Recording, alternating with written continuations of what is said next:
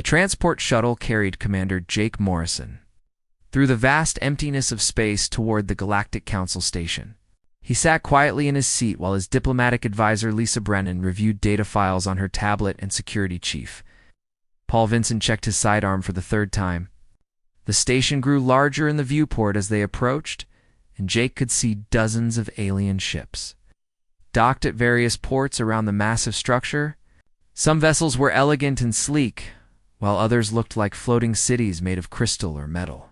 The human shuttle looked small and plain by comparison. Jake had been to the council station 5 times before, and each visit had been routine. The galaxy's 7 most powerful species used this neutral ground to discuss trade. Agreements and territorial disputes, and humanity had always been treated as junior members of the galactic community. The summons this time had been different, though. The message had used words like urgent and final discussion and mandatory attendance. Something had changed. The shuttle docked, and the 3 humans stepped out into a corridor filled with beings from across the galaxy.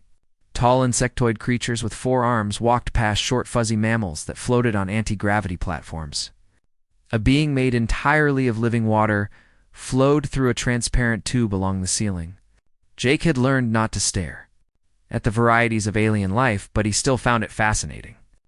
After all these years, they were escorted to the main council chamber by a small robotic guide that beeped instructions in 20 different languages.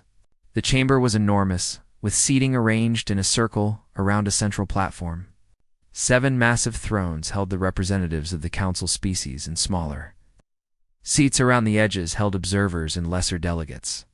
The human delegation was directed to stand on the central platform like criminals, awaiting judgment. The Calvorian ambassador spoke first. Vector was a massive reptilian creature covered in dark green scales with yellow eyes that seemed to glow in the chamber's light. His species controlled the largest military fleet in the known galaxy, and they never let anyone forget it. He rose from his throne and looked down at the humans with something that might have been amusement or contempt. The Calvorian Empire has claimed the Outer Reach sector as sovereign territory under ancient right of conquest. This sector includes 12 human settlements that were established without proper authorization. The Council has reviewed the claim and found it valid. Humanity has 30 standard days to evacuate all personnel and equipment from the sector or face enforcement action. Jake felt Lisa tense beside him, but he remained calm. He had learned long ago that showing emotion in these situations only encouraged the aliens to push harder. He stepped forward and spoke clearly so his words would be recorded by the chamber's systems. Ambassador Bichtho, we signed the settlement accords 15 years ago when humanity joined the galactic community. Those accords specifically granted us colonization rights in unclaimed sectors. The Outer Reach was listed as unclaimed territory. We have documents and surveys to prove it. The Valtyrine representative shimmered into visibility above its throne. The Valtyrine were beings of pure energy contained in magnetic fields, and they considered themselves the most advanced species in the galaxy. When it spoke, its voice echoed inside Jake's head rather than coming through the air. Human. You misunderstand how galactic politics function. The settlement accords apply to species with sufficient power to defend their claims. Your species lacks such power. The Calvorians have 40,000 warships. How many does Earth possess? We have seen your vessels, and they are little more than cargo haulers, with basic weapons attached. You simply do not have the strength to contest this claim. Paul. Vincent shifted his weight, and Jake knew his security chief wanted to say something angry. Lisa cleared her throat, preparing to launch into legal arguments about the binding nature of treaties. Jake raised his hand slightly, and they both stayed quiet. He had dealt with the council long enough to know that logic and law meant nothing here. The galaxy operated on a simple principle that humanity thought it had left behind centuries ago. Might makes right. Jake looked around the chamber at each of the 7 council members. The insectoid Threxians, who controlled most galactic trade routes, the crystalline Zephins, who possessed technology for manipulating gravity, the massive silicon-based Gornath, who could survive in the vacuum of space, the aquatic Selkari, who had colonized ocean worlds across 3 spiral arms. the fungal myconids who lived for thousands of years and remembered grudges even longer. The energy beings called Valtyrine, who thought themselves superior to all physical life. And the Calvorians who had built their empire on conquest and intimidation. He had spent 15 years being polite to these species. Humanity had followed their rules and respected their boundaries and conducted itself with restraint. They had done this because they believed in finding a peaceful path through the galaxy. Jake realized now that the Council had mistaken humanity's choice for inability. They thought humans were weak because humans chose not to fight. Ambassador. Victor, how many ships will the Calvorian Empire send to enforce this claim if we refuse to evacuate? The reptilian ambassador seemed surprised by the question, but answered readily. The Empire will dispatch 5,000 warships to the Outer Reach sector. This is a minor fleet action to remove a minor nuisance. Your colonies will be destroyed, and any human vessels that resist will be eliminated.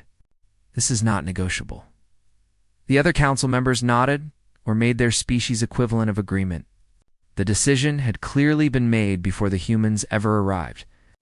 This meeting was just a formality to deliver the ultimatum and watch humanity accept its fate. Jake stood quietly for a moment, and the chamber fell silent.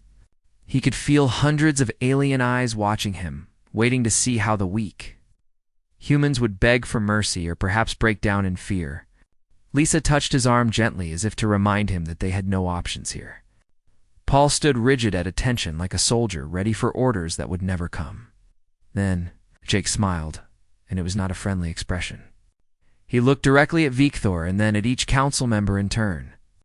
When he spoke, his voice was calm and clear and absolutely certain. Are you absolutely certain? Do you want to do this? The chamber erupted in what might have been laughter from the various alien species. Some made chirping sounds while others released pheromones of amusement, and the Valtyrine's energy form flickered in patterns that indicated humor. Victor's laugh was a deep rumbling sound that echoed off the walls. Foolish. Human. What could your primitive species possibly do against the might of the Calvorian Empire? We have seen your ships, and they are pathetic. We have analyzed your technology, and it is centuries behind our own. You have no allies and no leverage. You are simply not important enough to matter, Jake. Let them laugh. He let them enjoy their moment of superiority. Then he straightened his uniform jacket and prepared to deliver a message that would echo through galactic history for centuries to come. We came to the stars in peace.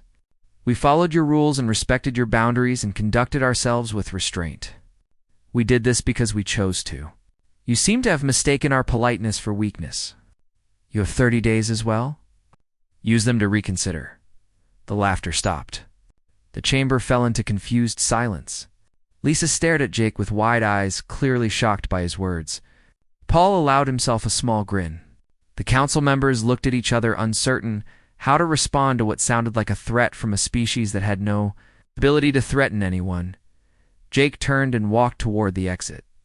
Lisa and Paul followed quickly behind him. As they reached the door, Victor called out with his voice full of contempt. If you do not evacuate the sector, humanity will learn what happens to species that defy the Council. Your colonies will burn, and Earth itself will be marked as a problem to be dealt with eventually. Jake paused at the doorway and looked back one final time. His expression was no longer calm or polite. It was the face of someone who had tried patience and diplomacy and restraint, and found them all worthless against arrogance and threats. We'll see who learns what. 30 days, the humans left the chamber and made their way back to their shuttle. Behind them, the council members shared amused glances and dismissive gestures. The foolish humans had sealed their own fate. The Calvorians would crush their colonies in Earth, would learn its place in the galactic order. None of them suspected that they had just made the worst mistake in galactic history. None of them knew that humanity had been hiding its true nature for 15 years. And none of them understood that when you threaten a species that evolved through 4,000 years of nearly continuous warfare, you don't get a frightened victim. You get a war. The shuttle broke atmosphere over Geneva and descended toward what appeared to be a simple government building surrounded by mountains. Jake Morrison watched through the viewport as the city lights spread out below them like a carpet of stars. Lisa Brennan had been silent for most of the trip back, too. Earth and Paul Vincent had spent his time checking encrypted messages on his secure tablet. They all knew that everything was about to change. The shuttle landed on a pad that immediately lowered into the ground like an elevator. They descended through 20 levels of rock and steel and security checkpoints until they reached D, the real center of Earth's government. The subterranean command center beneath Geneva had been built during the early days of space exploration, when humanity first realized they were not alone in the universe. What they found out there had convinced them that secrecy was survival. Admiral Helen Carter was waiting for them in the main briefing room. She was a tall woman in her 50s, with gray hair pulled back in a tight bun and eyes that had seen too many classified reports. Next to her stood General Marcus Webb, who commanded Planetary Defense and Director Susan Blake, who ran the Strategic Response Division. All three wore expressions that showed they had already heard what happened at the council station. Jake gave his report without embellishment. He described the ultimatum and the council's contempt and Victor's threats. He explained how the Calvorians planned to send 5,000 warships to destroy the Outer Reach colonies, and how the council saw humanity as nothing more than an annoying insect to be crushed. When he finished, Admiral Carter nodded slowly, as if confirming something she had long suspected. So they finally pushed us too far. 15 years we've played the role of harmless newcomers. 15 years of letting them think we're weak and primitive and no threat to anyone. I suppose it was inevitable that someone would eventually test whether we were really as helpless as we pretended to be. General Webb pulled up a holographic display that filled the center of the room. What appeared was something no alien had ever seen. Hidden shipyards in the asteroid belt glowed like cities in the darkness. Construction facilities on the far side of the moon where Earth's rotation kept them perpetually hidden from visiting alien ships.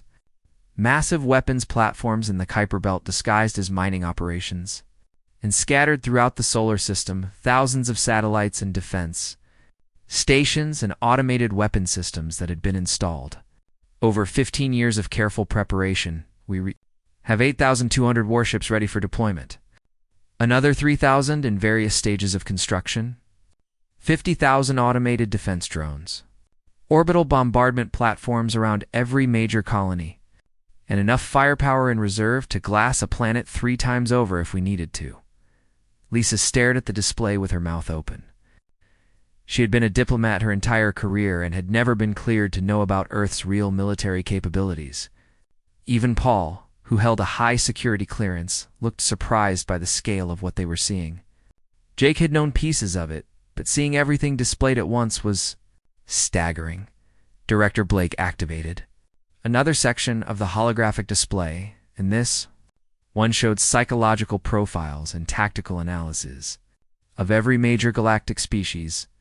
The files were incredibly detailed with information about cultural weaknesses and military doctrine and technological limitations. Humanity had not spent 15 years just building weapons. They had spent that time studying their potential enemies. The Calvorians are the key to everything. They're the strongest military power, and they've built their entire culture around the idea of overwhelming force. They fight in massive formations using traditional battle tactics that haven't changed in 5,000 years. They rely on shields and armor and numerical superiority. They've never faced an enemy that uses kinetic weapons or guerrilla tactics or asymmetric warfare because no one in the galaxy fights that way. She pulled up more data, showing how galactic warfare had evolved. Most species reach space slowly over thousands of years, and they developed a very formal, almost ritualized approach to combat. Fleets would meet in open space and exchange fire using energy weapons until one side's shields failed. Battles lasted for days or weeks. Casualties were calculated and acceptable. War was almost like a game with understood rules. Humanity had reached the stars in barely 200 years. They brought with them tactics and strategies from 4,000 years of almost continuous warfare. Nuclear weapons and biological agents and guerrilla warfare and total war and mutually assured destruction. Things that galactic species had never conceived of because they had never needed to. Admiral Carter looked at Jake directly. You told them they had 30 days to reconsider. That was well done. It buys us time to position our forces, and it puts them off balance. They'll spend those 30 days trying to figure out if you were bluffing or insane. They won't imagine that you were giving them a genuine warning. The Human Defense Council voted unanimously without even needing to meet in person. If the Calvorians wanted war, they would get war, but not the kind they expected. Earth would not fight defensively and wait to be destroyed. Humanity would take the fight to the enemy, and they would use every advantage. They had spent 15 years preparing. General Webb outlined the military strategy. The Outer Reach colonies would begin civilian evacuations immediately, but military personnel would stay behind. Those colonies had been built with defense in mind, and every settlement had hidden weapons and fortifications that could be activated when needed. The colonists had been training for this scenario for years, even if most of them hoped it would never come. Meanwhile, the real Earth fleet would move into position. Battle groups would be assigned to specific targets. Intelligence gathering would intensify. And most importantly, humanity would finally reveal to the galaxy exactly what they were capable of when their survival was threatened. Jake was given command of a small task force with orders to reach the Outer Reach sector ahead of the main fleet. His mission was to oversee the final preparations at New Providence Colony and to be humanity's representative when the Calvorians arrived. Lisa would return to diplomatic duties, trying to reach out to neutral species and gauge whether anyone in the galaxy would stand with Earth. Paul would join the military command coordinating security across all human installations. 3 days later, Jake stood on the observation deck of the Corvette Ranger as it jumped through hyperspace toward New Providence. With him were Lieutenant Chris Bailey, who was not actually just a junior officer, but a strategic analyst. With multiple degrees in military history and xenopsychology, also present was Nina Foster, an engineer whose specialty was weapons systems that could be built from civilian technology. Chris pulled up a tactical map showing the outer. The 12 human colonies were spread across 50 light-years, and each one had been established in locations that appeared random but were actually chosen for defensive advantages. New Providence orbited a star near a dense asteroid field. Liberty Station was built inside a hollow moon. Hope's Landing was on a planet with unusual magnetic fields that interfered with most sensor systems. The Calvorians will expect us to defend from orbit. That's how galactic warfare works. You put your ships between the enemy and your planet, and you trade fire until someone breaks. They'll bring overwhelming numbers because that's their doctrine. 5,000 ships against whatever small fleet we can muster. Nina smiled, and it was not a pleasant expression. She activated her own display, showing the defensive systems hidden throughout the sector. What looked like asteroids were actually automated weapons platforms.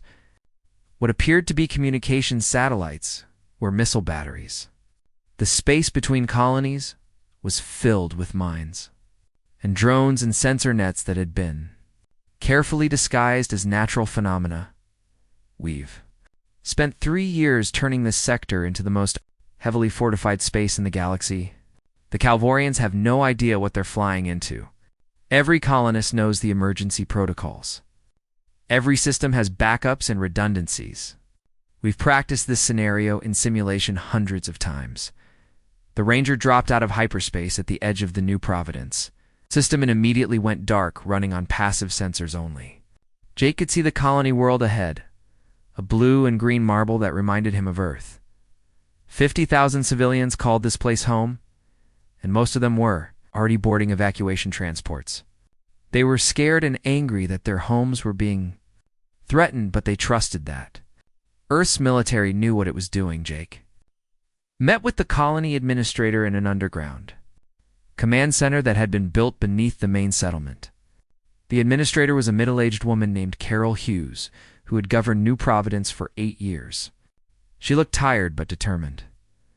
Most civilians will be gone in 10 days. The ones staying behind are all volunteers, and they know the risks. We've activated the defense grid, and all systems are showing green.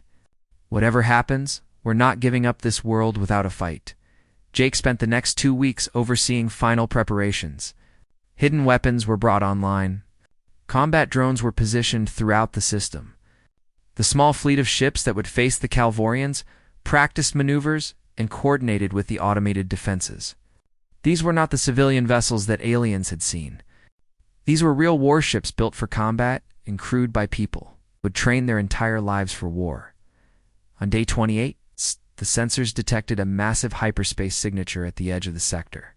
The Calvorian fleet had arrived early, probably hoping to catch the humans unprepared. 5,000 warships dropped into normal space in perfect formation and began their advance toward New Providence. Jake stood in the command center and watched the tactical display. Beside him, Chris analyzed enemy formations, and Nina made final checks on the defense systems. The Calvorians were broadcasting on all NCs, demanding immediate surrender and threatening complete destruction. Jake opened a channel back to them. His message was simple and would become famous throughout the galaxy in the days to come. You were warned. You came anyway. Now, you'll learn what humans are really capable of. This is your last chance to turn around. The Calvorian response was predictable. Victor himself appeared on the screen sneering at the humans' impudence. The Grand Admiral ordered his fleet to attack. Jake gave the order that would start the war. Activate all defenses. Show them what we've built. The sector exploded into light and fire as thousands of hidden weapons came online at once. The Calvorians had expected a small fleet and a desperate defense. What they got was a carefully planned ambush by a species that had spent 4,000 years perfecting the art of killing the Calvorian fleet. Advanced in perfect formation with 5,000 warships arranged in traditional battle groups that had proven effective for thousands of years across hundreds of campaigns, Grand Admiral Victor watched from his flagship command center as sensors showed the pathetic human defensive fleet ahead. Only 15 ships stood between his armada and the colony world. He had expected more resistance than this. Even from the primitive humans, the sensors also showed thousands of small objects scattered throughout the system, but the Calvorian analysis computers classified them as asteroids and debris and mining equipment. Nothing that posed any threat to warships with advanced shields and armor. Victor smiled, showing rows of sharp teeth. This would be over quickly, and the message to the galaxy would be clear. Do not challenge the Calvorian Empire. He opened a channel to the human commander. Commander Morrison, this is your final opportunity to surrender. Evacuate your ships and your colony, and we will allow you to leave peacefully. Resist, and we will destroy everything you have built here. Jake Morrison appeared on the screen, standing calmly in what looked like a simple military command center. Behind him, technicians worked at various stations, and displays showed tactical information. Nothing about the scene suggested that the humans understood the overwhelming force about to crush them. Grand Admiral, you were given 30 days to reconsider. You chose to come here anyway. What happens next is your responsibility, not ours. This is your last chance to withdraw. The Calvorian command center erupted in laughter. Officers and crew members found the humans' words hilarious coming from someone commanding only 15 small ships against the might of an imperial armada. Victor ended the transmission and gave the order to attack. The Calvorian fleet surged forward, accelerating to attack speed. Their formation remained perfect, with heavy battleships in the center, and lighter cruisers and destroyers spread out in supporting positions. Energy weapons powered up and shields strengthened to maximum. This was how galactic warfare had been conducted for millennia, and the Calvorians were masters of it then. The sector exploded. What the Calvorian sensors had identified as asteroids suddenly activated, revealing themselves as automated weapons platforms. Thousands of them scattered throughout the system like seeds planted years ago, waiting for this exact moment.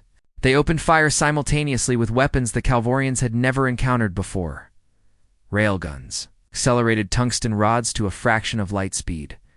The projectiles had no energy signature and no heat, and moved too fast for traditional sensors to track properly. They punched through Calvorian shields like they were not even there, because shields were designed to stop energy weapons, not solid mass, moving at relativistic velocity. Ships began exploding as tungsten rods tore through their hulls and detonated internal systems.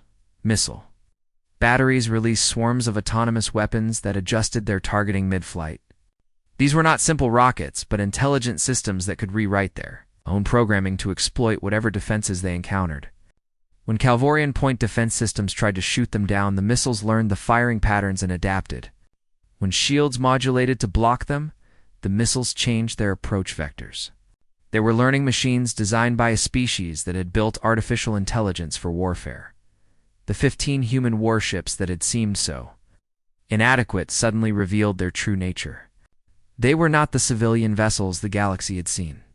These were combat ships built with technology that prioritized speed and firepower, and electronic warfare over the heavy armor that galactic species favored.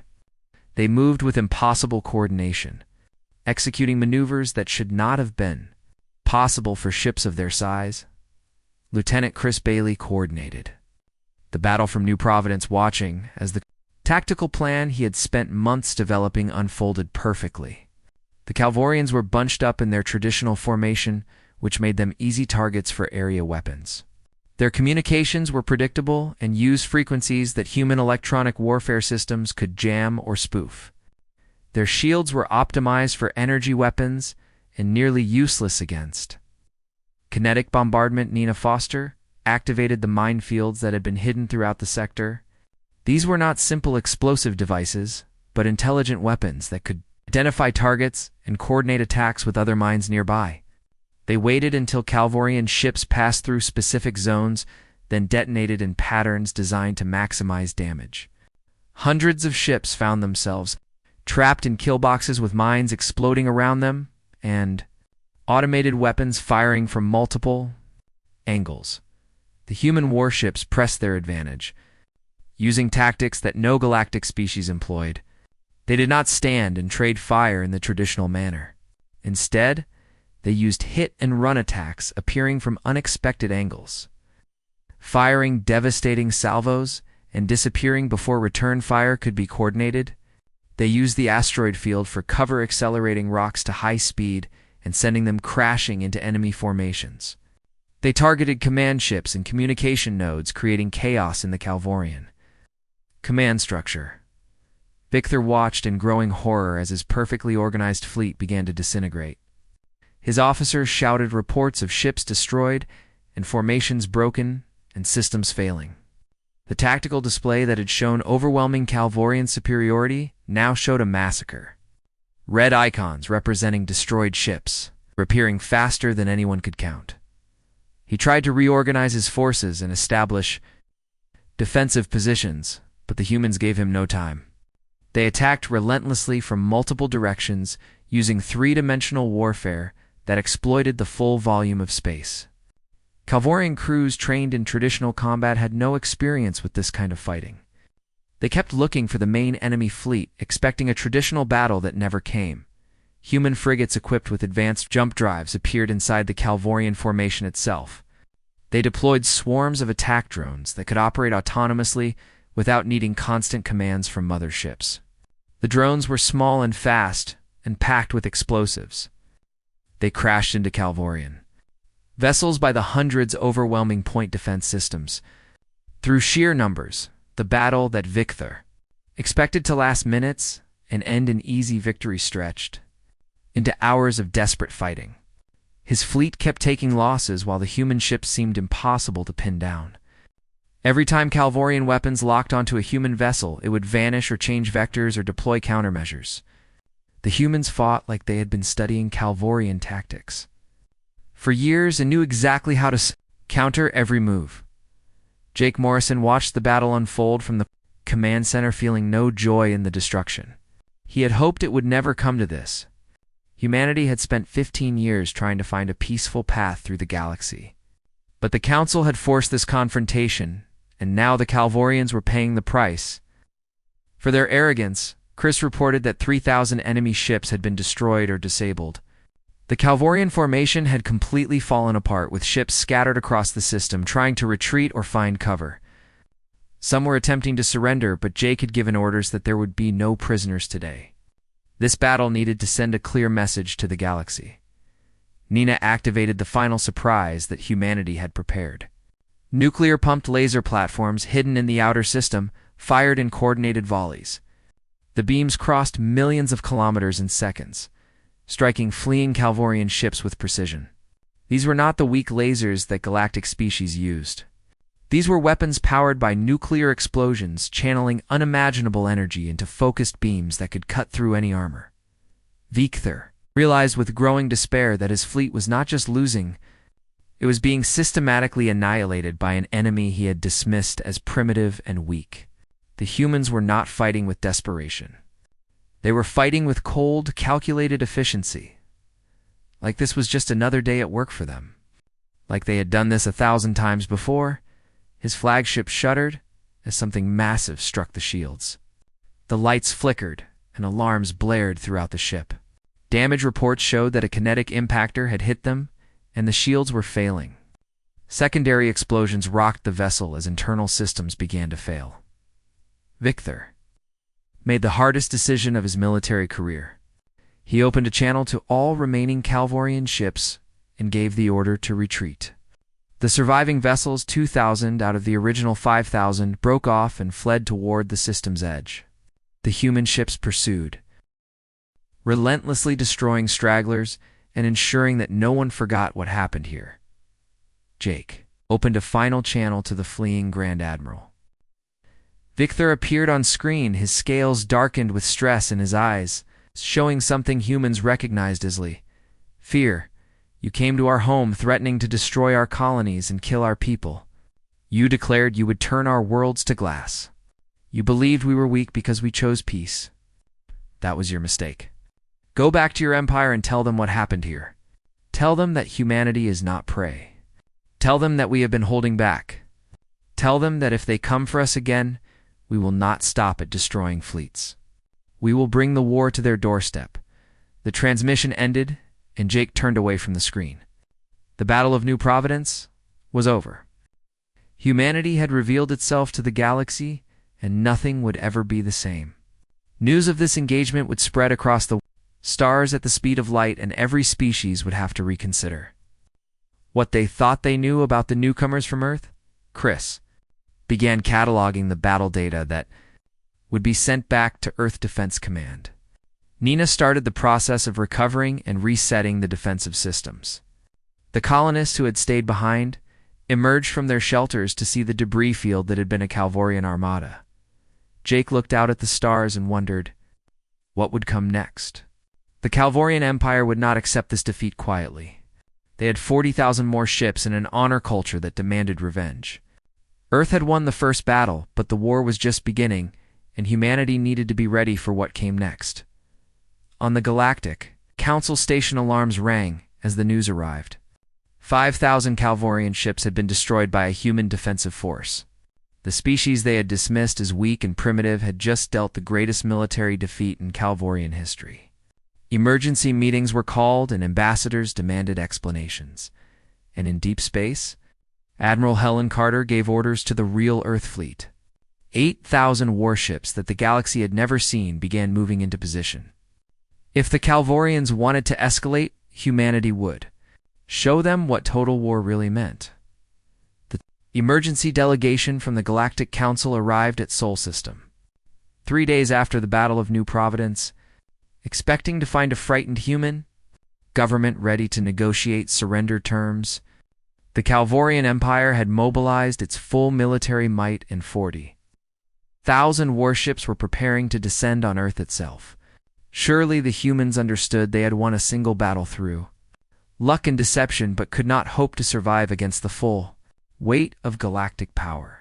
The delegation consisted of representatives from all 7 council species, led by the Valterine High Coordinator, whose energy form flickered with barely contained anxiety. They had been granted permission to approach Earth on a diplomatic vessel painted with neutral markings and broadcasting peace on all frequencies. What they saw as they entered the system made every member of the delegation fall silent. Earth Defense Station hung in orbit above the blue planet like a small moon made of metal and weapons. It was larger than most capital ships in the galaxy and bristled with technology that sensors could barely analyze. Around it floated hundreds of warships that the galaxy had never seen before. sleek vessels painted in dark colors with lines that suggested speed and lethality. Each one was smaller than a traditional galactic battleship, but something about their design suggested they were far more dangerous. The delegation was escorted to a docking bay and led through corridors filled with human military personnel who moved with purpose and discipline. Everything was clean and organized and efficient in a way that reminded the aliens of the Calvorian military at its best. Finally, they were brought to a conference room where Admiral Helen Carter waited along with General Marcus Webb and Director Susan Blake. Helen did not stand when they entered. She sat at the head of a long table and gestured for the delegates to take seats. The Valterine coordinator floated above its designated chair, while the others settled in with varying degrees of comfort. The insectoid Threxian clicked its mandibles nervously. The crystalline Zephyr vibrated at frequencies that suggested deep unease. The Valtorian spoke first, projecting its thoughts directly into everyone's minds. "We have come to discuss the unfortunate incident at New Providence. The Council acknowledges that perhaps we underestimated human capabilities. However, you must understand that the Calvorian Empire is preparing to send its entire fleet to this system. 40,000 ships will arrive within 2 weeks. Surely we can reach some accommodation before more lives are lost." Helen smiled, but there was no warmth in it. She activated the table's holographic display, and images filled the air between them. The delegates saw Earth's history play out in rapid succession. Ancient wars fought with bronze weapons, medieval sieges that lasted years, the world wars that consumed continents, nuclear weapons that could vaporize cities, chemical and biological warfare, submarine campaigns and aerial bombardment and mechanized combat. This is what humanity is. We have been at war with ourselves for 4,000 years. We developed weapons that could destroy our own planet and came within minutes of using them multiple times. We learned tactics and strategies through blood and failure and necessity. Every major human civilization has contributed something to the art of warfare, and we have forgotten none of it. General Webb took over the presentation, showing the development of human space technology. When humanity reached the stars and discovered the galactic community, they quickly realized what kind of galaxy they had entered. They saw empires built on conquest and councils that respected only strength and species that had been fighting the same way for thousands of years. So we made a choice. We would present ourselves as peaceful colonists with minimal military capability. We would follow your rules and sign your treaties and act like we were grateful to be included in galactic civilization. All while we built a real military force hidden from your sensors and your scouts. The display showed the construction of Earth's fleet, shipyards hidden in asteroid fields and on the far side of the moon where Earth's rotation kept them permanently out of sight from visiting alien vessels. Weapons development facilities buried beneath oceans and inside mountains. Training programs that produced soldiers who had studied every major conflict in human history. Director Blake pulled up detailed files on every major galactic military power. The delegates watched in growing horror as she displayed analysis so detailed it included things like the psychological profiles of enemy commanders and the weak points in various ship designs and the predictable patterns in how different species conducted warfare. We have been studying you for 15 years. We know how you fight and where you are vulnerable and what tactics you have never encountered. The Calvorians rely on overwhelming numbers and traditional formations. The Threxians favor economic warfare and blockades. The Zephins use gravity weapons, but have weak point defenses. The Gornith are powerful, but slow to adapt. Every species in this galaxy fights according to traditions that are thousands of years old. Helen stood and walked to the window. Overlooking Earth, the planet turned slowly below, with clouds swirling over oceans and continents. Billions of humans lived down there going about their daily lives, most of them still unaware of how close they had come to war. She turned back to the delegates. Humanity does not have traditions about how war should be fought. We have 4,000 years of doing whatever it takes to survive. We use kinetic weapons because they are simple and effective. We employ electronic warfare because information is power. We strike from unexpected angles because fairness is for sports, not combat. We build artificial intelligence to fly our drones because machines do not hesitate or feel fear. Everything we do is designed for one purpose, which is to win. The Threxian delegate clicked nervously and spoke through its translator. But surely you understand that you cannot defeat the entire Calvorian Empire. They have 40,000 ships. Even if your technology is superior, the numbers will overwhelm you. Lieutenant Chris Bailey, who had been standing quietly near the wall, stepped forward. He pulled up tactical simulations that showed various scenarios of battle between human and Calvorian forces. In every simulation, the Calvorians lost despite their numerical advantage. The projections showed human ships using speed and coordination to break apart enemy formations, then destroying them piece by piece. Numbers matter less than you think when your enemy can strike from multiple directions simultaneously and coordinate actions faster than you can respond. Our ships communicate through quantum entanglement, which means our fleet acts as one entity. Your ships use traditional communications, which can be jammed or intercepted or spoofed. By the time your commanders realize they are under attack and coordinate a response, the battle is already over. Nina Foster entered the room carrying a small device that she placed on the table. She explained that it was a standard human combat drone about the size of a briefcase. She activated it, and the delegates watched as it unfolded and extended weapons and flew around the room, mapping everything with sensors. It moved with organic fluidity, dodging obstacles and responding to threats that Nina simulated with her control pad. This is one drone. Our ships carry thousands of them. Each one has intelligence comparable to most biological species. They learn from experience and share information with each other instantly. Release a swarm of these in a battle, and they will find every weakness in your defenses and exploit it. And this is just one of hundreds of weapon systems we have developed. The Zephin representative vibrated at a frequency that expressed confusion. If you possess such capabilities, why hide them? Why pretend to be weak for 15 years? Susan Blake answered. Because we wanted peace. We have seen where endless warfare leads. We hoped that by appearing harmless, we could find a different path through the galaxy. We hoped that eventually other species would come to value cooperation over conquest. Your council has made that impossible. Helen returned to her seat and looked directly at the Valtyrine coordinator. Tell your council that if the Calvorian fleet comes to Sol System, we will destroy it. Not damage it. Not defeat it. Destroy it completely. And then we will take the war to the Calvorian homeworld and dismantle their empire piece by piece. We do not want this outcome, but we will not hesitate if forced. The delegates were then given a demonstration that would haunt their nightmares for years. Human warships in the Kuiper Belt performed combat exercises against automated targets. The aliens watched as ships moved in ways that seemed to violate physics, executing turns and accelerations that should have crushed their crews. They watched point defense systems track and destroy thousands of incoming missiles simultaneously. They watched electronic warfare suites seize control of target drones and turn them against each other. The demonstration concluded with a weapons test that made several delegates physically recoil. A single human destroyer fired what they called a mass driver at an uninhabited asteroid. The tungsten rod struck at a significant fraction of light speed, and the asteroid simply ceased to exist. It did not break apart or explode. The kinetic energy was so enormous that the rock vaporized, instantly releasing energy, equivalent to multiple nuclear weapons.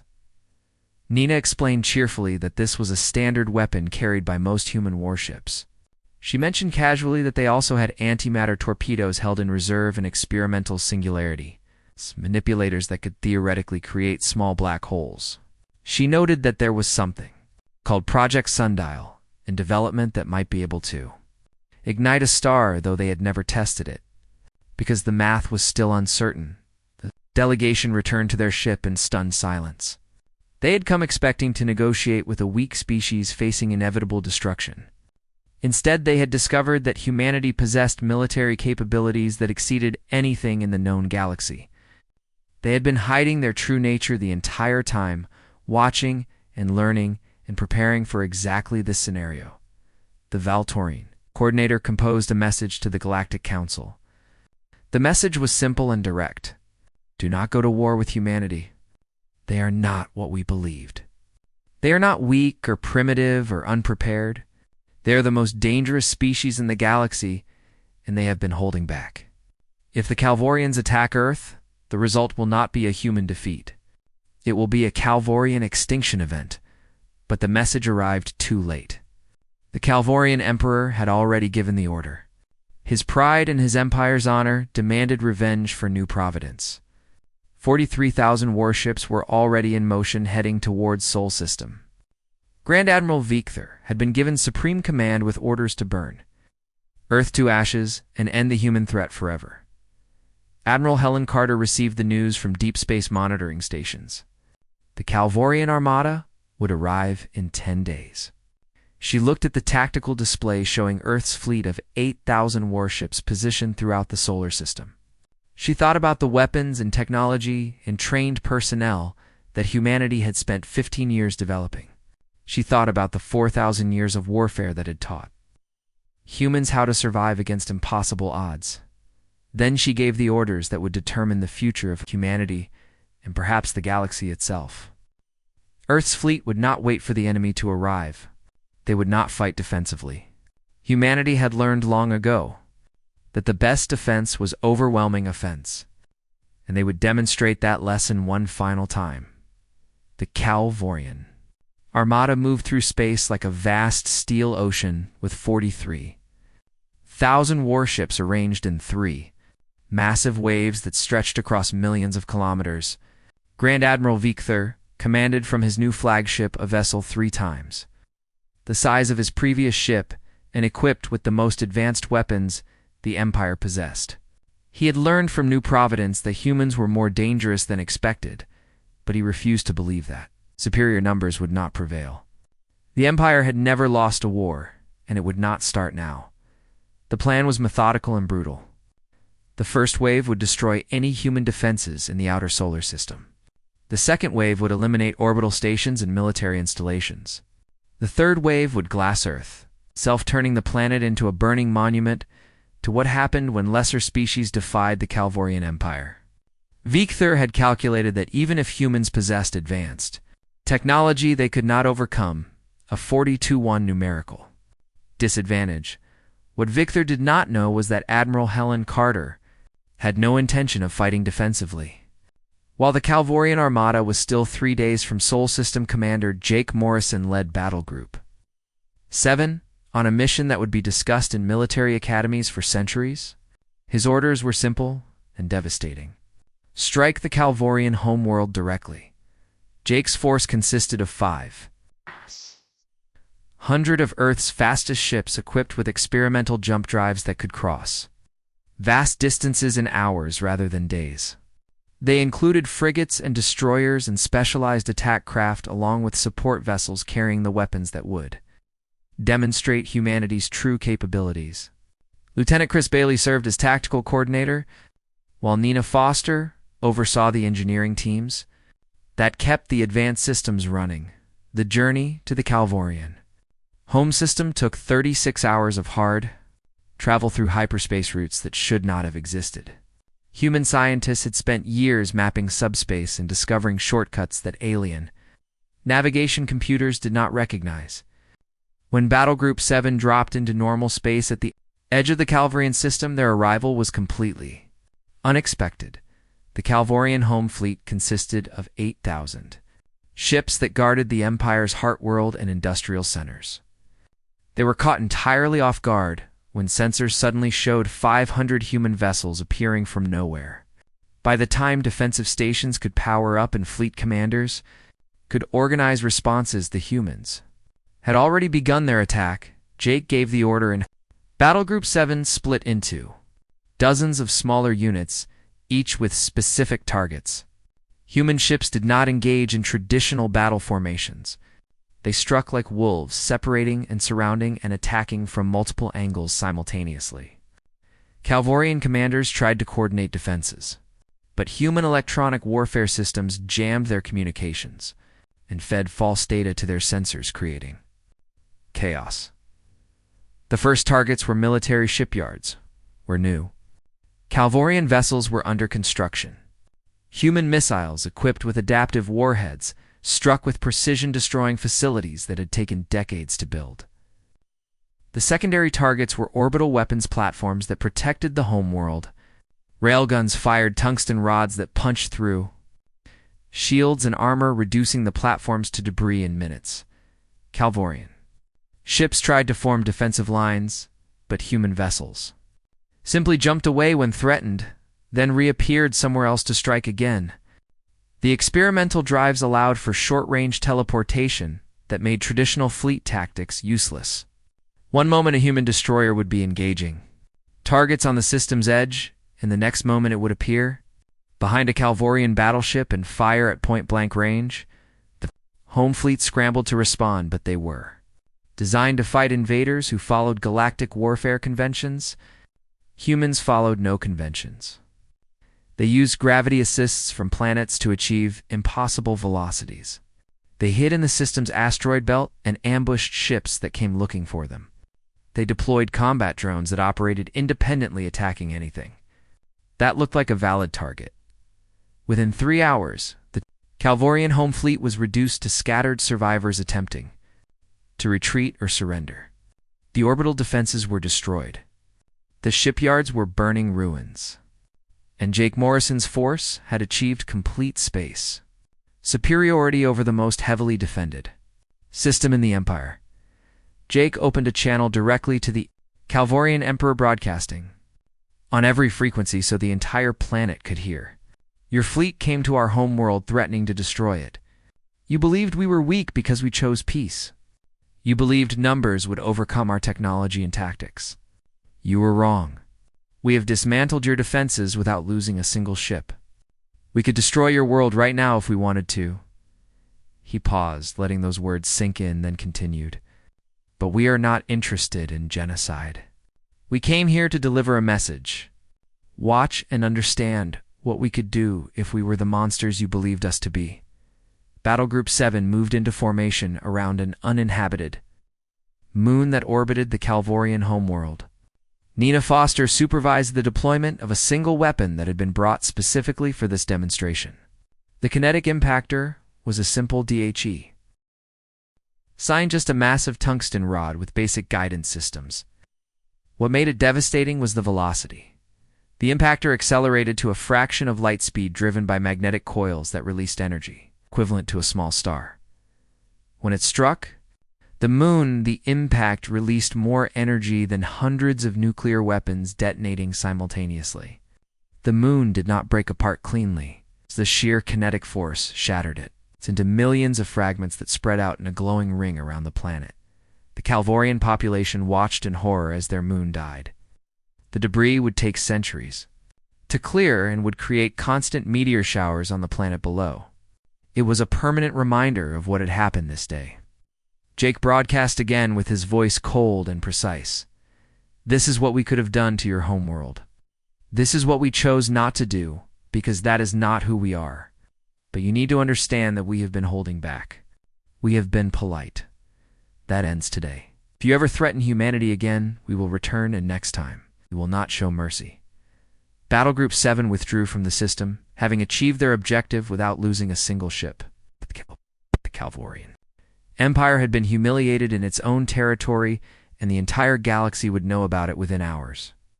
Meanwhile, back at Sol System, the Calvorian Armada arrived to find something they had not expected.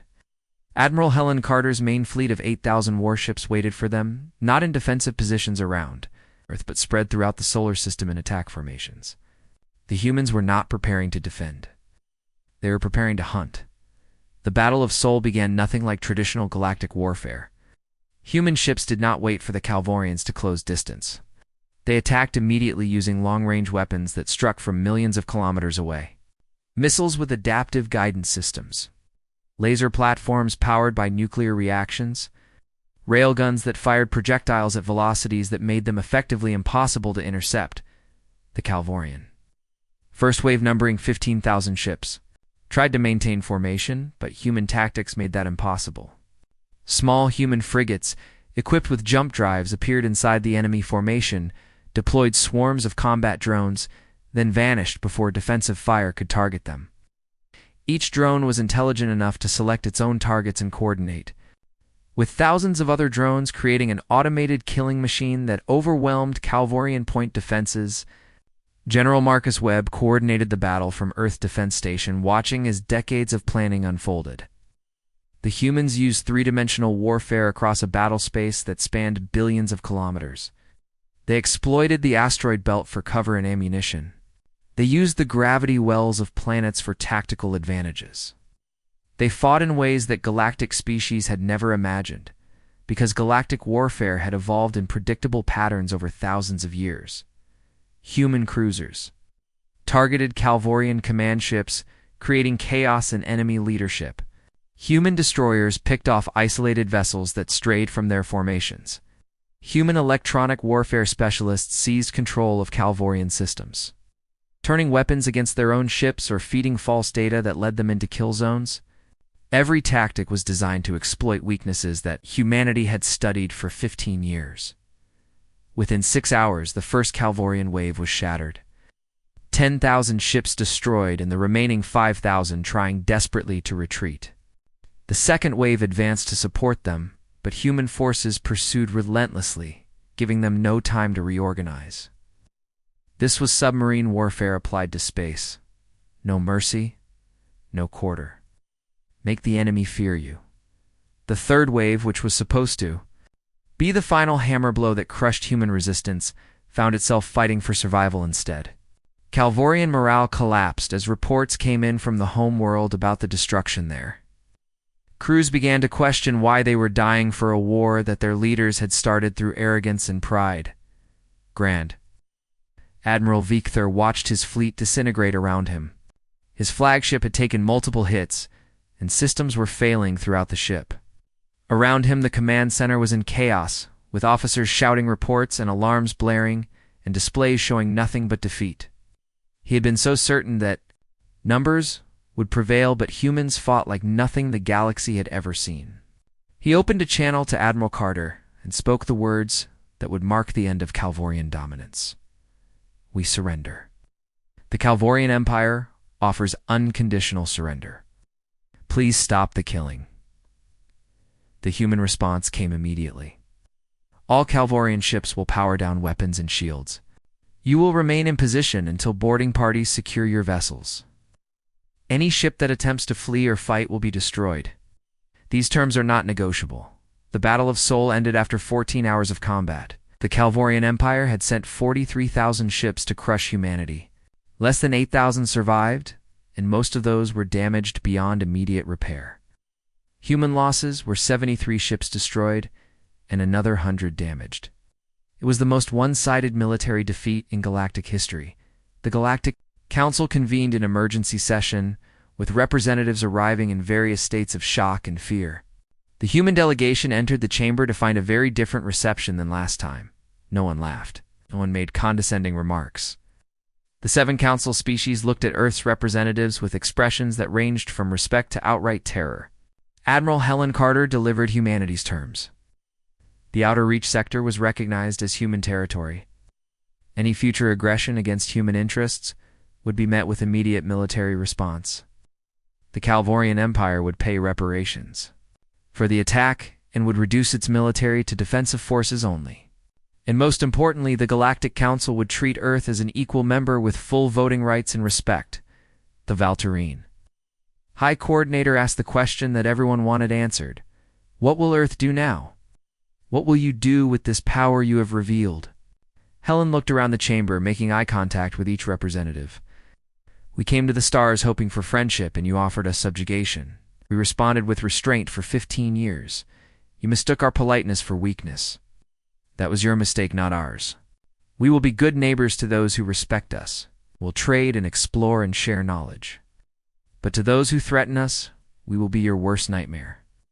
That is the choice each of you must make. The Council voted unanimously to accept Earth's terms.